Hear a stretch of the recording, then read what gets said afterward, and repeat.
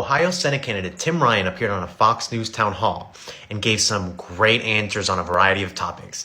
Check out some of the highlights. Tax that President Biden mentioned, a tax on oil companies' profits. Are you for that? I haven't looked at exactly what he wants to do. I think the fact that oil companies are making huge profits and having stock buybacks right now, while average person here is paying nearly $4 a gallon, I think that's wrong.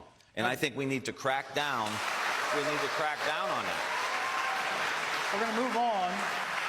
We're going to move on, but Story or two every single week of people, women who are in this tragic situation. Their life becomes at risk. They have to go to Illinois. Now, J.D. Vance wants a national abortion ban, and he wouldn't be happy with these people going to Illinois. He wants them to have to get a passport and go to Canada. He called rape inconvenient. This is after 15 weeks is what he's talked about. We're going to ask all these questions. After 15 weeks. So what's your number? What you say you don't want it afterwards? Is there a number? I think we go back to Roe v. Wade. Roe v. Wade was in the third term.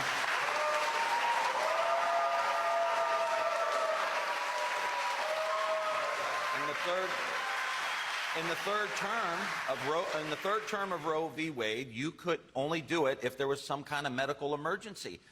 We don't want J.D. Vance and Ted Cruz and all these guys in the doctor's office. Do you think that the Democratic bill from prison, and a lot of people fall into that nonviolent category, including drug traffickers, including drug possession, including people who distribute child pornography. So all those people should be let out? Well, what I'm talking about here is marijuana crimes. I think we need to legalize marijuana. I think... Well, you said all nonviolent criminals out for sure. I'm sorry? You said all nonviolent criminals out for I sure. think the focus is marijuana crimes, in my mind, right?